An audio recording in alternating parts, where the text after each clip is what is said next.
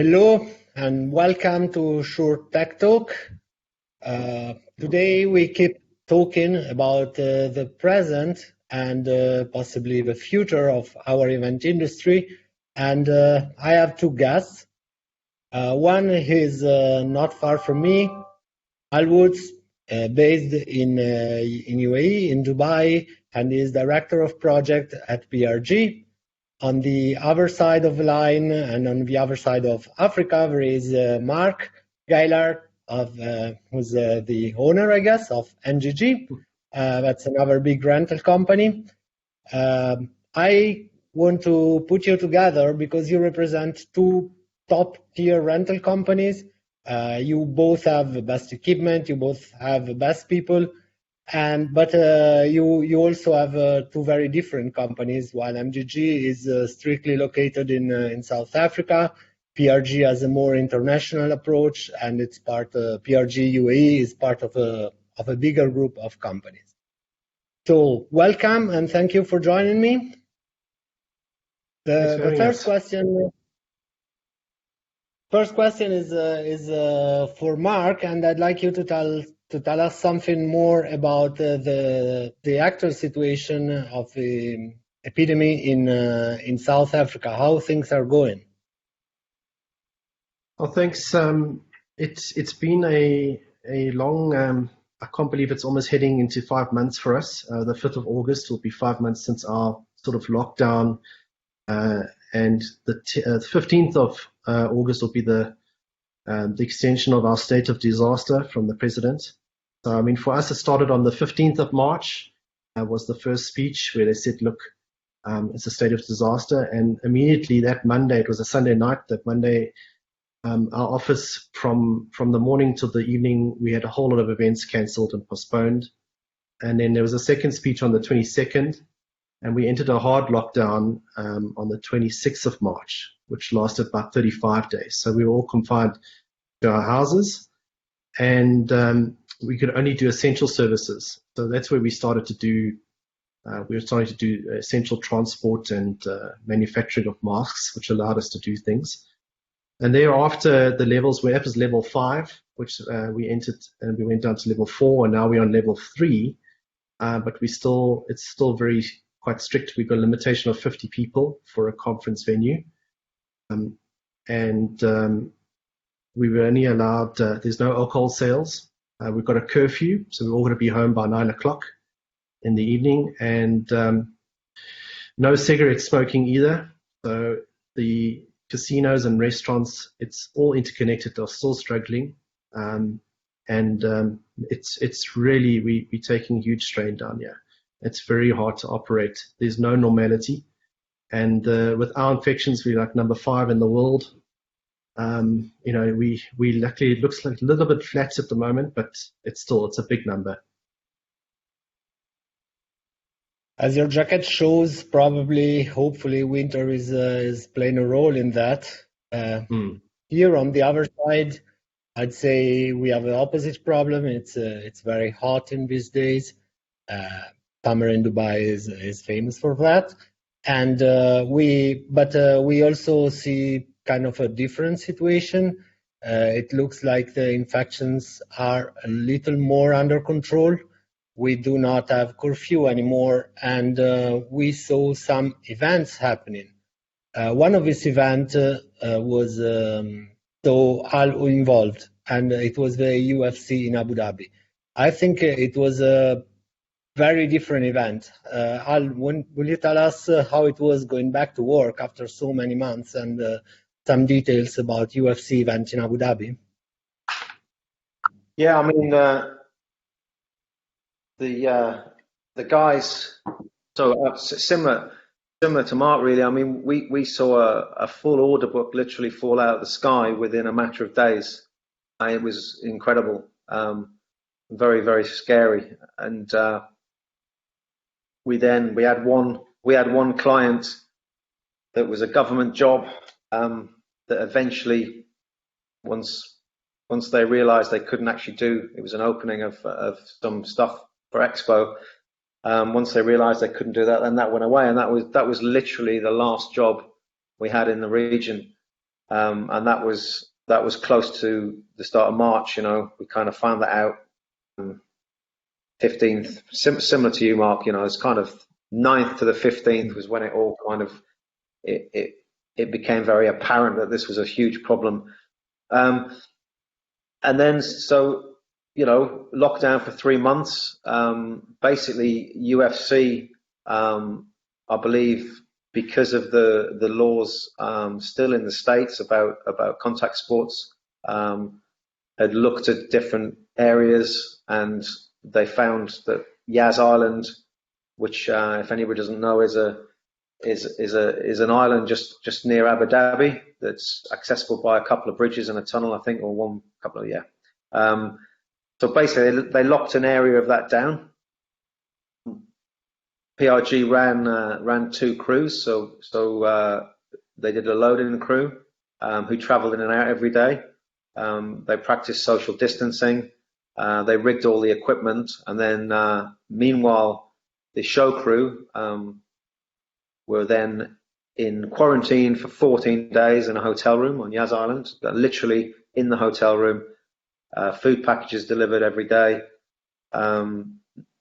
Not allowed out. Regular COVID tests, and eventually, after 14 days, I think it was a bit longer for some. After their 3rd or their 4th COVID test, they were then, or their 5th even, they were then allowed to go and commission the equipment that had been flashed through and was working. So they basically they flew in the American crews, who I believe had been from UFC, that had been tested, and they had to go into quarantine, I believe, for 48 hours, and then were tested again. And so they created a pretty much lockdown site where then everybody could kind of work together in the knowledge that nobody could actually come on site that didn't do a proper quarantine. So they finished the show. They had 4 shows or 5 shows. They finished those last night, and they're now back in Dubai. So it was a successful event. I kept in touch with my guys through that to see how they were getting on, and it was successful. No real incidents. They got to play a bit of golf, I believe, as well, which is quite nice on Yas Links. So there are some bonuses, but realistically, that's just one show. That's an exceptional show where it's had Flash, the government agency in Abu Dhabi, the government promoters agency. We're looking after the end clients, and when you're the government, you've got the ability to make things work. And I think it was a very important statement as well that we're going to try and do stuff. We're not just going to sit back. We're going to try and get this moving and get a bit of dynamic back into sport and entertainment. Which is it's pretty positive. But like I say, it's only a small dent in what should be happening at this coming into the season at this time of year. I think that you raised a valid point, and I'll touch on it just in a second. On the last Tech Talk, I had some guests, and opening I said, I think we all can agree that this is not an opportunity. This has been a disaster for our industry, and a disaster happening now, and we'll see consequences for quite some time. And I think 1 month later, this is not any provocative anymore. It's just a fact that we all can agree on. How in South Africa, the government, if they did anything, how they interacted with the industry, and how do you see the consequences of this dramatic situation? It's very different. It's different down here. Is that we're not a wealthy country, so from the point of view, the first real people that were hit were the freelancers, because they don't how they pay their taxes and that they weren't eligible for the unemployment fund. Our UIF only pays for a maximum of about 17% of your salary And the process, there's a lot of debate in the government to get, we call it a TERS, it's a temporary employer relief scheme. And to get your employees and to get the payments, what our government did is that they paid into the company. You'd set up a separate bank account, and then you would pay your employees from there. So it was the fastest way to get money to your employees, because the UIF offices were actually closed under lockdown. And there was a lot of challenges getting the system going, and a lot of employees to get their data uploaded and things like that. So I know there some companies have got paid for April. Some companies got paid May, no April. Some companies got all 3 months. And the government, our state of disaster has been extended to the 15th of August. And now they've said that because our TERS relief was going to stop in June. So now we've got July we can apply for, and a little bit into August. From relief to the industry and economic, there's been a 500, they've announced a 500 billion rand package of aid to various sectors, including the banks. But, the banks would hold 6% of the risk, and Treasury would hold the rest of it. But they would treat these deals as normal credit deals, so you have to qualify. And it's an ongoing process to get relief and that from the banks for this. So it's been the other part that we have, in which we're having a big sort of awareness protest for our industries on the 5th of August. We're following what Germany and the UK did with we're calling it Light SA Red. So we're going to light up our offices, as many buildings. Our freelancers are going to light up their places, just to raise awareness of the plight of our industry. And what we're seeing is the tourism industry and the restaurants are all sort of buying into this, but they're trying to protest as well, because there's been very limited relief and success in getting money and that into the economy to get things going. And our limit is 50 people per conference. If we had an event at our office at a studio, we can't have more than 50. And it's not even a drive-in. 140 rand a car. You can't 50 cars. You can't even pay the technical bill. So it's even we're seeing it with the streaming.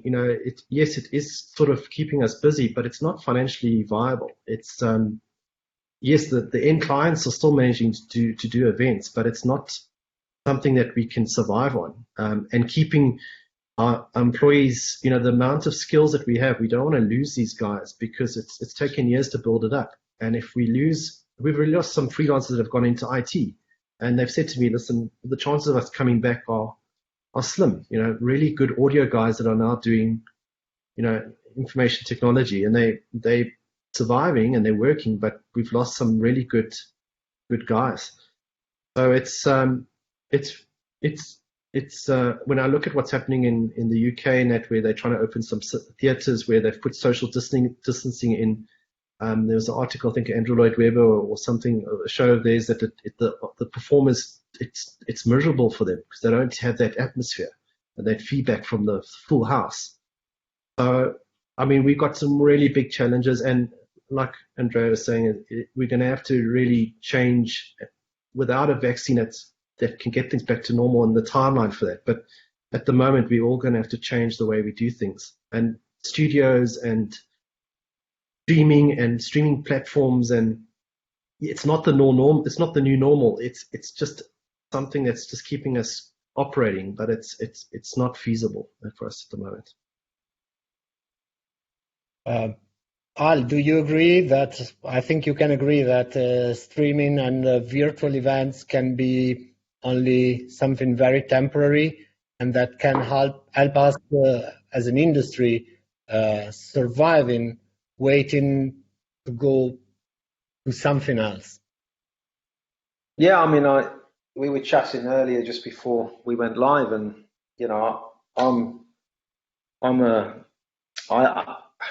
I think that the term the new norm, I said this before, that the term the new norm is something that doesn't work for the live industry, because it's financially not viable to run an event. Like Mark said, with 50 people, it's financially, how much do you have to charge for a ticket, just to actually, in the sponsorship, and just to cover the technical costs, and then you've got artists and all the other stuff that goes into making a concert event, or the same with a corporate event. It just isn't going to happen until we get back on our feet again, and we can freely mingle with one another, and that's the sorry truth, and so yeah, it's a situation that's kind of out of our control until there's a vaccine and everything's opened up again. We're not just talking about our industry. Look at the travel and tourism industry as well. That's in dire straits. So yeah, the new norm is kind of, yeah, you're right. It might get us through. It might pay a few bills, and it might put a bit of food on the table of some people, but it's not sustainable for too long, I don't think.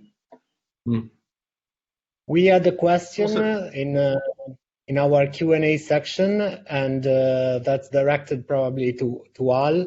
Do you think that those safety measures applied on UFC will be feasible and eventually become normal safety measurements before things can go back to the real normal?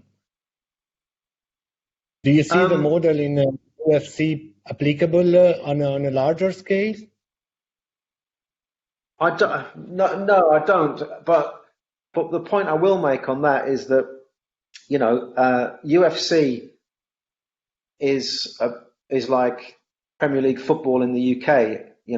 It makes massive money from people watching it on the televisions at home. So that kind of sport, and I'm a keen golfer, so I watch a bit of golf. There's no spectators, but they're still having championships.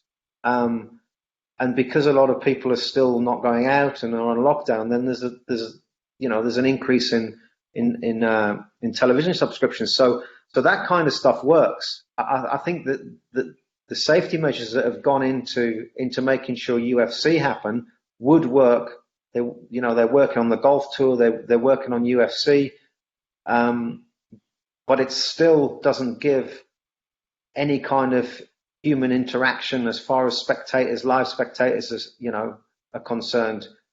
For a large golf event, you'd probably, during the week and the qualifiers, you'd probably have 70 or 80,000 people going through there, and like I said earlier, the hotel industries, the travel, tourism, all of that kind of stuff, renting a hotel room, that's what we're looking to get back, the increase in interaction. So yeah, I don't know whether I've answered the question, but I think, yes, it does work for sporting events, for televised sporting events, but I don't think it's going to be viable if there's no people in the audiences. I agree. If I can add, yeah, looking at football without spectators, I mean, I don't know golf. I may not enjoy it too much on TV, but definitely looking at football without spectators is very poor as an experience. And definitely it's a struggle if we think about music. Terrible struggle being without a real live audience. Mark, you were saying something? I just think it's going to be interesting, particularly with that project that Al you just did now, is the cost of, you have to have the crew 14 days before the event. So obviously they're going to have to be paid. Then obviously all the tests and the pre-planning, the flights, logistics. I mean, obviously we're all good at doing those sort of things and adapting to those sort of things. But I think the initial cost or the continuing costs are going to be higher to put an event on with all the different measures. And what we're seeing here is we've set up our SA Events Councils try to demonstrate to government that we can safely put an event together, our social distancing. The fact with the events, you register an event, you got your cell phone number, your ID number, we can do contact tracing. We pretty much, like the airlines, we know what seat you sit in.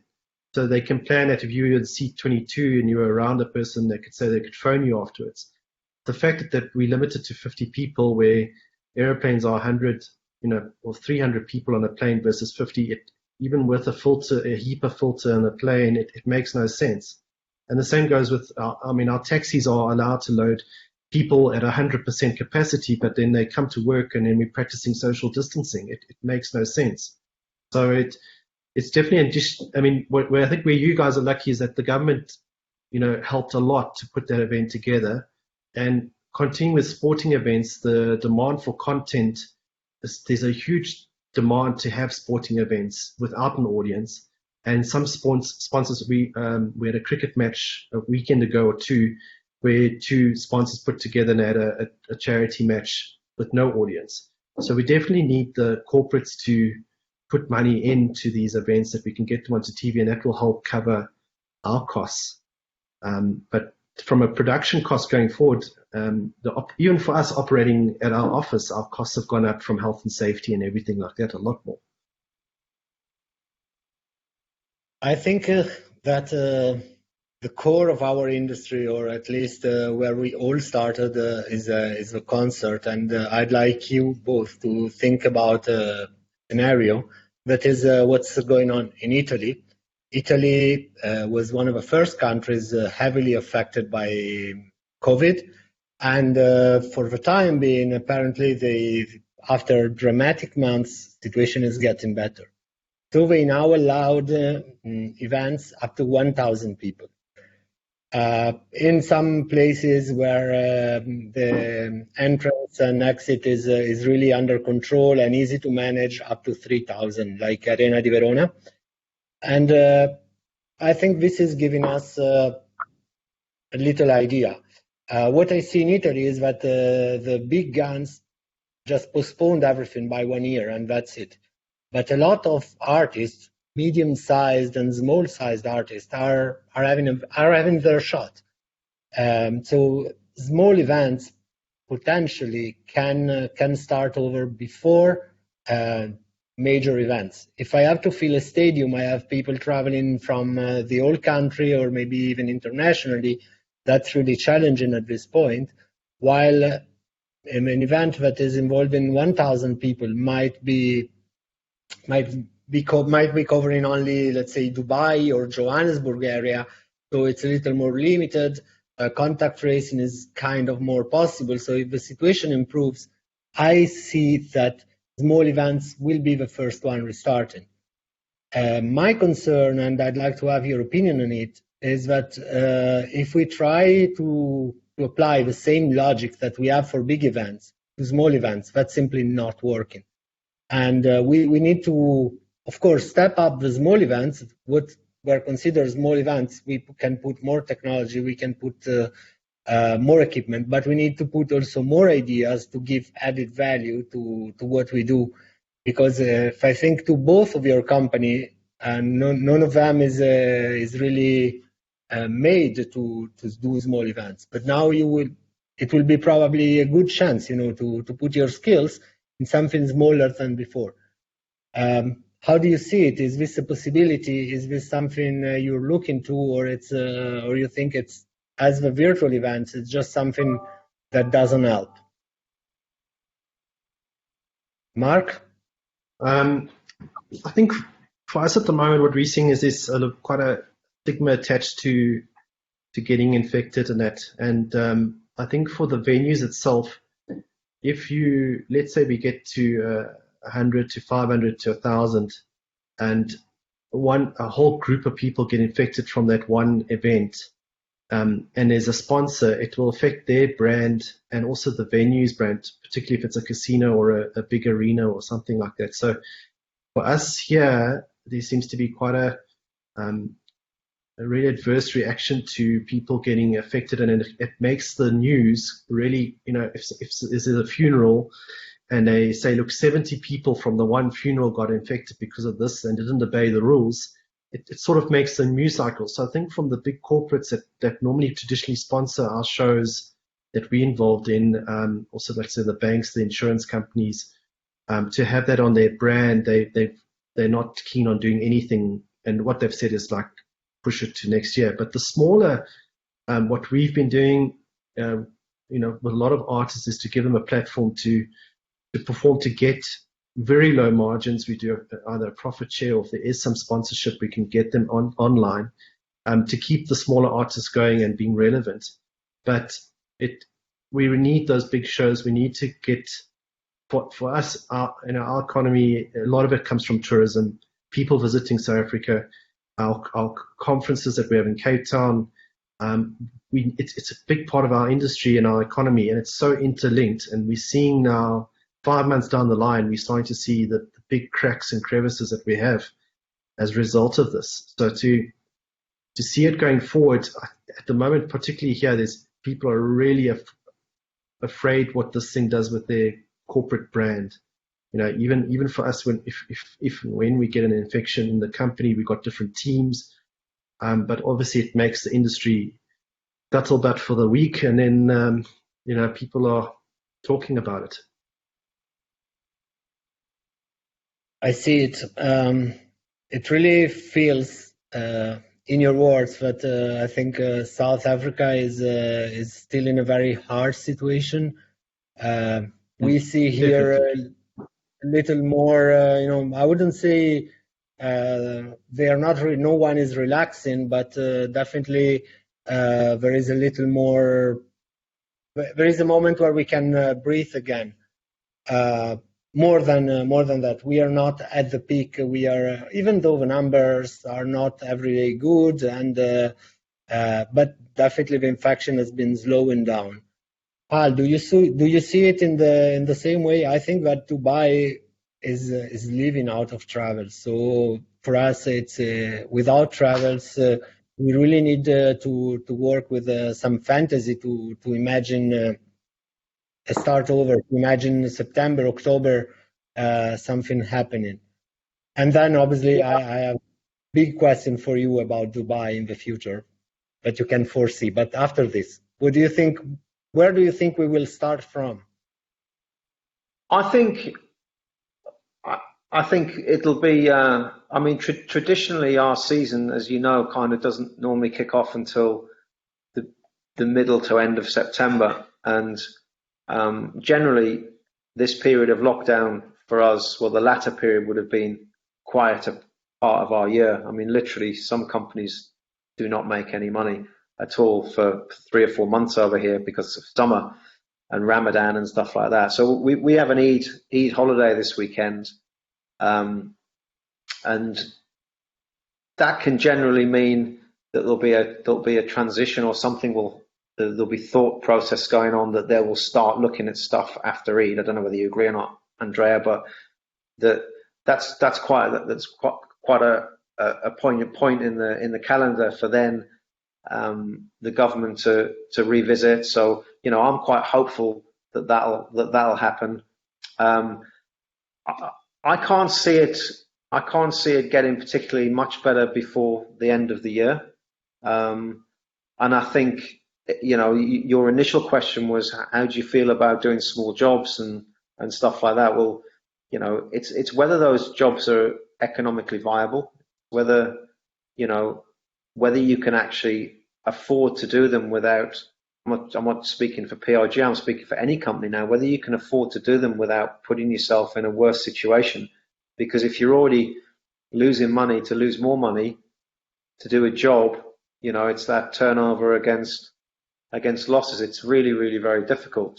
And I think one of the things I'd like to say is that, everybody involved in this industry, we've all suffered. We've all been through lockdown. We've all had losses for friends and family and financial difficulties. But we're definitely not through it. And I think, further sacrifices are going to have to happen, right from promoters, venues, suppliers, contractors, equipment manufacturers.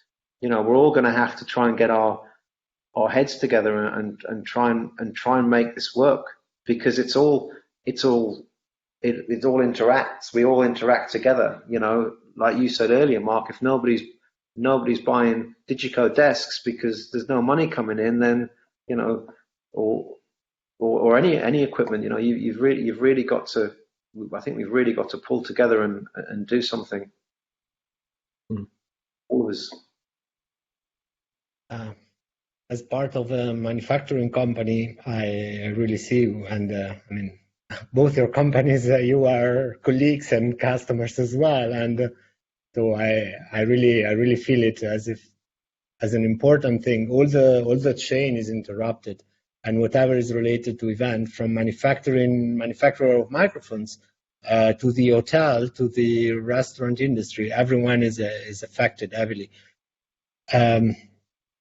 We got a question. I'd like to, before I read this question to Mark, I'd like to speak to ask Al another question, and that's just that's just your personal opinion about it.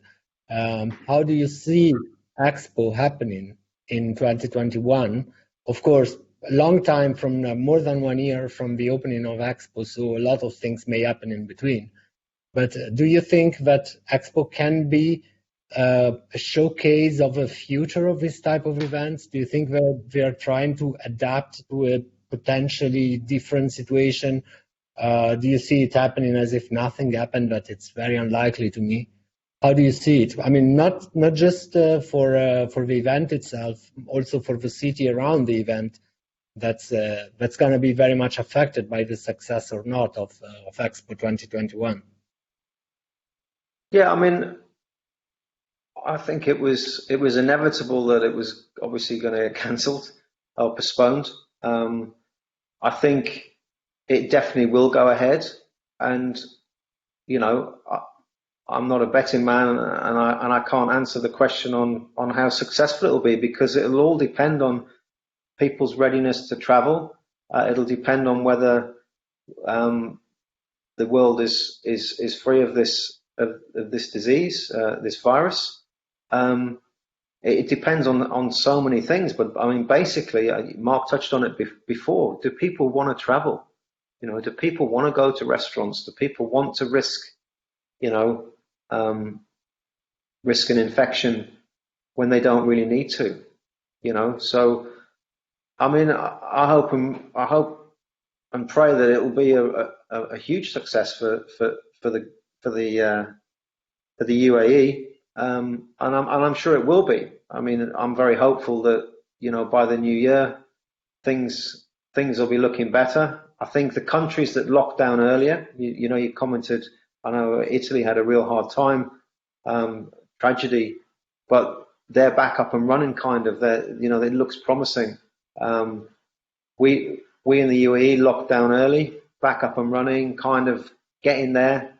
So I think, and I'd hope that the precautions will be in place to continue the build, so it's ready, because it was set back quite a ways. But yeah, I mean, I think it will be a success, but it depends on the state at the time. It depends on the state of the virus at the time. I know it was a $2 million, maybe more question, and without obviously a real answer possible, but I just wanted to have your feelings. There is a question addressed to Mark that is saying, do you think digital events will eventually turn against rental companies, as many small, medium-sized clients will keep doing digital events instead of investing into real events? This is an interesting question, but I'd like to flip it upside down. Imagine our conversation happening again in 1 year from now, and the situation is finally improving. Maybe there is not a vaccine yet, but the situation is getting better.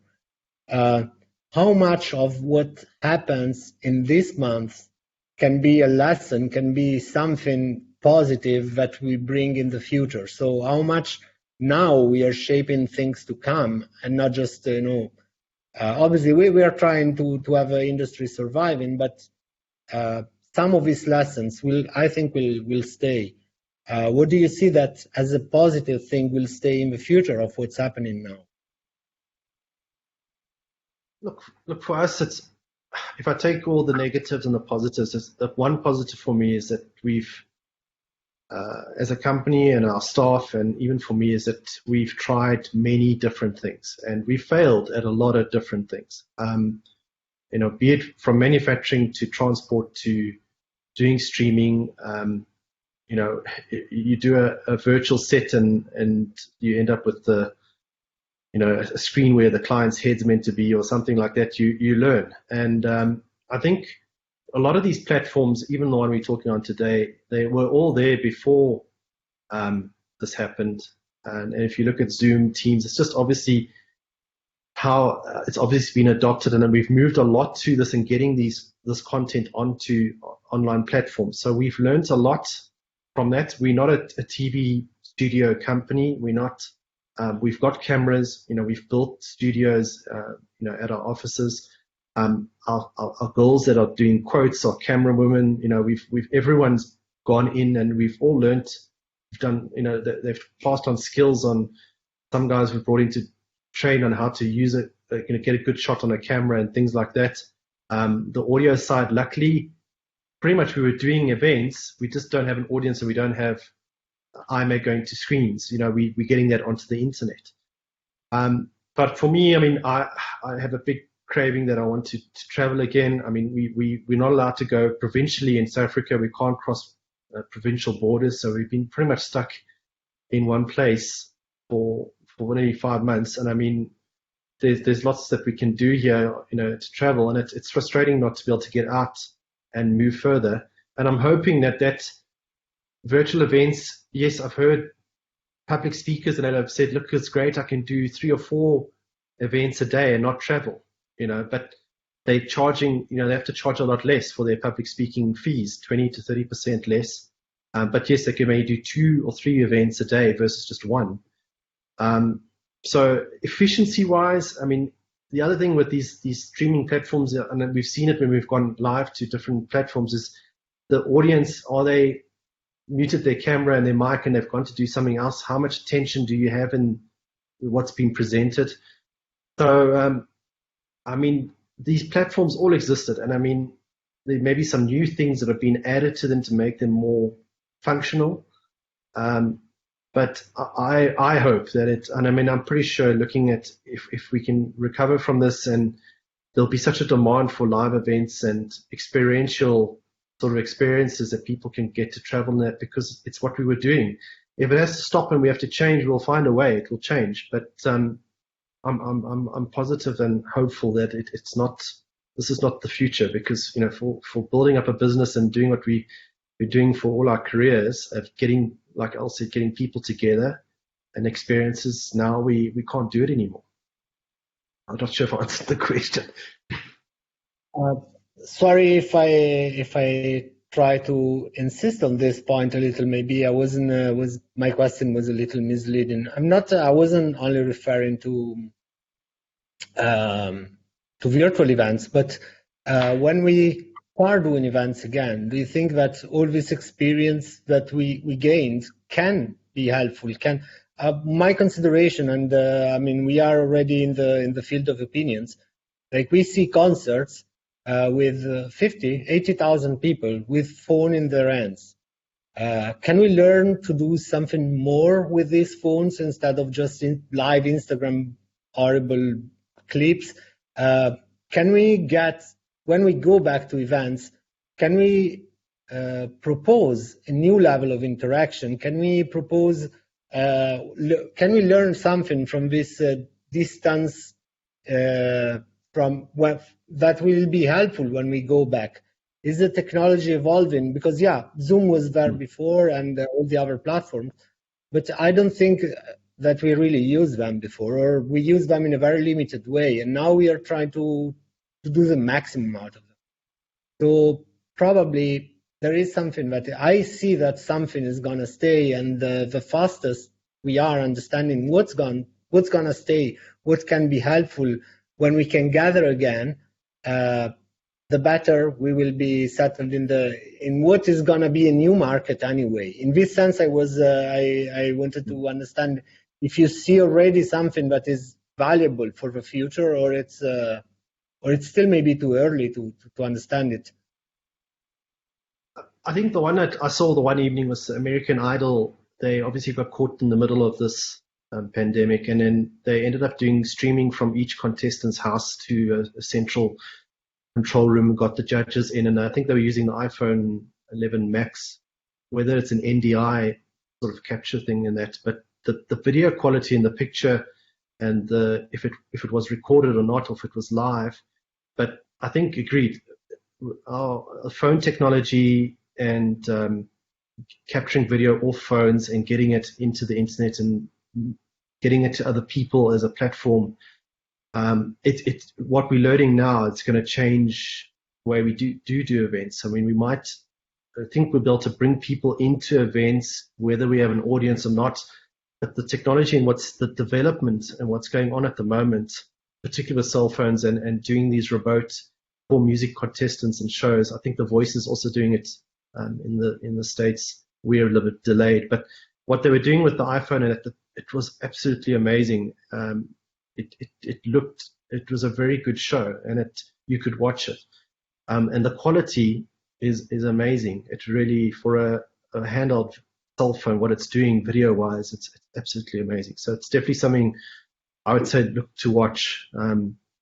Because we all have it, we all have a phone. Al, do you see from your point of view, I think you're mostly an audio guy, or that's your major background, but not only. Do you see any technology that can become more useful in the future? Again, I'm looking to the moment where we can gather, at least partly, where we can travel again. Is something of this whole period going to stay, in your opinion? Is there anything that we are developing and we are seeing happening now that will have an influence in the future from a technological point of view? Not off the top of my head, but to your point and kind of to this point earlier, I think you've got to look at the positive sides of what's happened. You've got to look at the other market sectors, how they've done. Home delivery, Amazon, online shopping, like you mentioned earlier, Mark, Zoom, all of these things that have basically kept people going through lockdown. And I think once we can get a few people back into the venues, I think to flip what Mark was saying on its head a little bit, rather than getting it in and making a show from outside, you've already got the show, so you offer a production value for forward sale. So you might only have 50 people in the audience watching the Robbie Williams or the Rolling Stones or whatever but then you broadcast that live, and you work on interaction. You work on interaction. You get a front row, for example, you get a front row chance to get Robbie to say hello to you personally while you're watching your living room, that kind of stuff. It's never going to replace people getting together, but, I'll be honest with you, I'm not techie enough to know what's around at the moment that could make a difference. But I think expanding on what we've learned during lockdown and what does work, Zoom definitely works.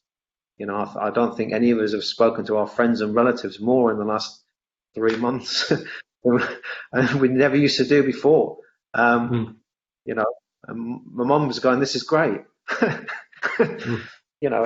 It's so use that technology to kind of keep the industry, keep things moving within the industry, and it comes from people with a higher IQ and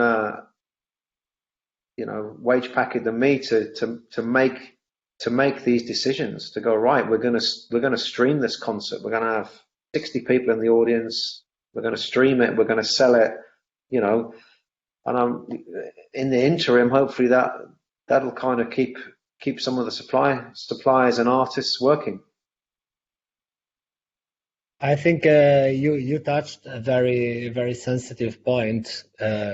It's important that events keep flowing and money keeps flowing as well. And we cannot just sit and wait. What I imagine, what I'm hearing around is also that probably if the situation doesn't get better quickly, another topic that will be extremely important for the event industry is just the crowd management. You can like the Elizabethan theater that has a vertical development. So with many small islands all facing the stage is something that in these days it's experimented a lot in Italy. So scaffolding, making the crowd vertical, a lot of small balconies facing the stage, so people can access and go away without too much interaction. I see this like as one of the lines that of development for events, because what I really don't want to think that the only answer we have is just sit and wait. None of us, we are good at solving problems as an industry, and even though the problem we are facing now is enormous, and as I said in the beginning, it's a disaster. We need to be as quick as usual to adapt, change, and find a way again, a way to move on. In this sense, are you looking international level at some? Did you see any example that can lead the way, or even something that failed dramatically? I have an idea about failures. I don't know if you share it with me. I see that like drive-in thing is not gonna happen, especially in Dubai. But I mean, we have 50 degrees. You have to stay locked in the car with AC on, the engine running. I don't see it happening. But do you see something that can show a way for the future?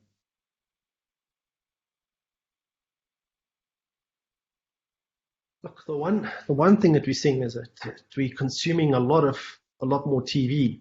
I mean, the companies are going to have to generate a lot more content, and I think also the viewing styles of people, they're going to choose what they want to watch and when they want to watch, because there's a lot, to choose from. So I think if we don't find a solution like a vaccine, and it's sort of we have to adapt and change, there's going to be ways to do these shows that we can get it online, or it gets broadcast and people sponsor it and things like that. Normally we do a recording and there will be an audience and they'll get the ticket sales plus the broadcast rights and everything like that. So the economies of how we do shows and things, even for our businesses, are all going to have to change. But I mean, that's the only at the stage where we at the moment. I mean, like you said, the drive-ins for us as well, limited to 50 cars. I mean, what would someone be prepared to pay? We just can't squeeze enough cars. We've looked at arenas for social, we've built little viewing decks 2 by 2 meters, and we can do all the correct procedures to get people together into arena. But how do they manage a bathroom? And also there's that whole chance that someone is sick and then your brand is associated with it. So, ultimately it has to get better, and there has to be a vaccine to move forward. But I think broadcasting and TV and people consuming content on their devices and at home, that's going to be something that has to be made, and hopefully that involves us to a point. In the meanwhile, if anyone from the audience has any question, there is a Q&A section on the right screen, it should be. I know that the moment is very tough, and being optimistic is a bit challenging in this moment. I'm not. I mean, for all of us, for all the industry, but it's a big moment of transformation. There has been a hard cut out, and definitely in the next months. I mean, we saw big companies that have nothing to do with the event industry. Hertz rent a car in Canada, but for me, it's like something so immense that cannot fail. Actually, yeah, it was bankrupted. In the industry, we are seeing companies like Cirque du Soleil struggling. So. As I said in the beginning, I'm not the kind of guy who's saying, okay, this is an opportunity or anything like that.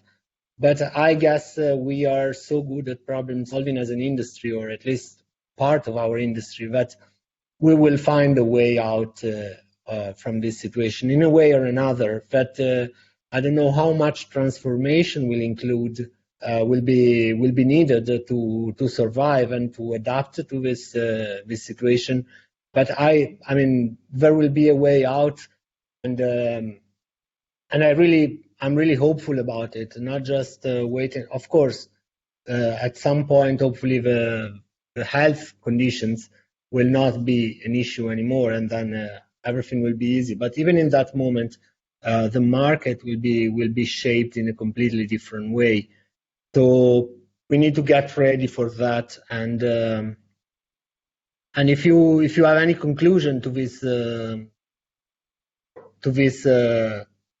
meeting, to anything that you want to share as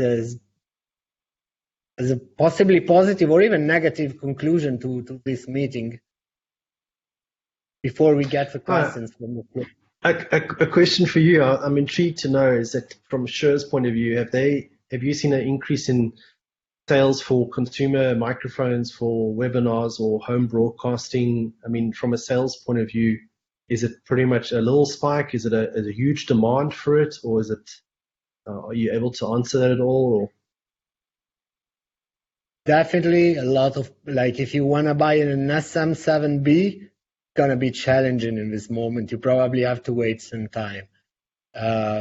Yes, definitely we saw a spike in demand for little mics like this, that is USB mic connected to a laptop.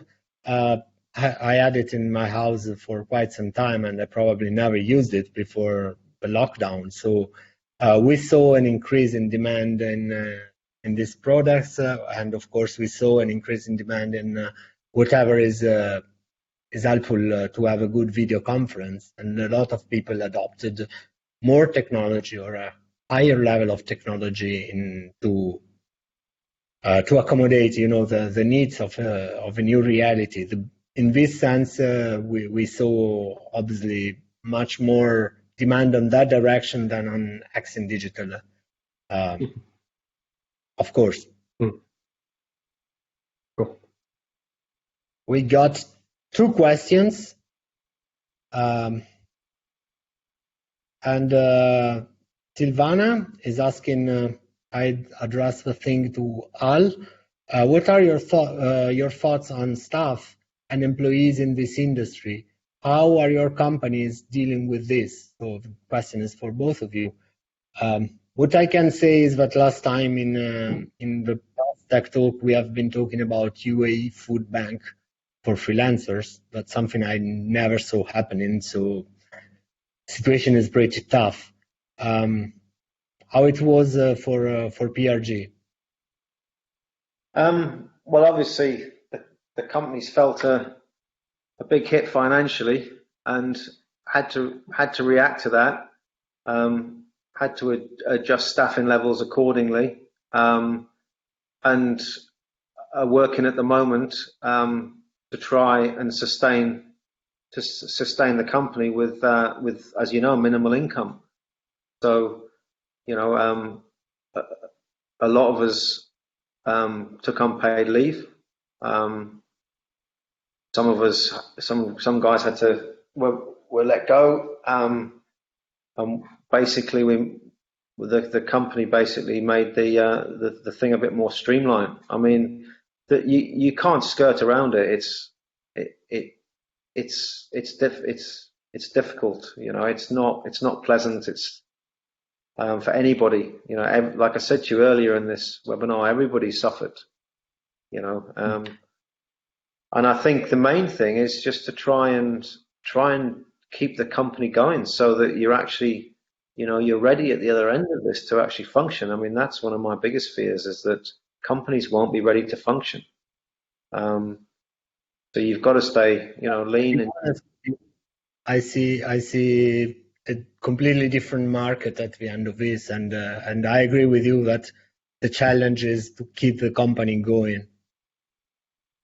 Yeah. Sorry, I was just really strongly agreeing with you. Please go ahead. Yeah, I mean, that's it really. It's been a very, very difficult time for everybody. And I think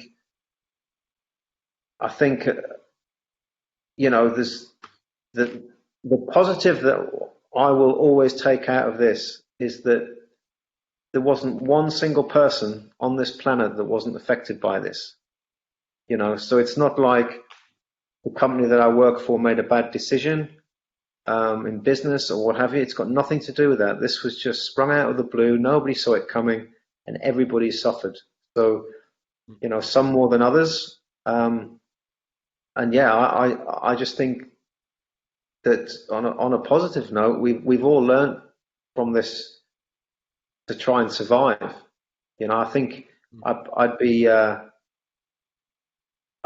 think I'm right in saying that every single person has changed their lifestyle, whether it, financially, what you eat, what you do, and a lot of people have had time to think about that. And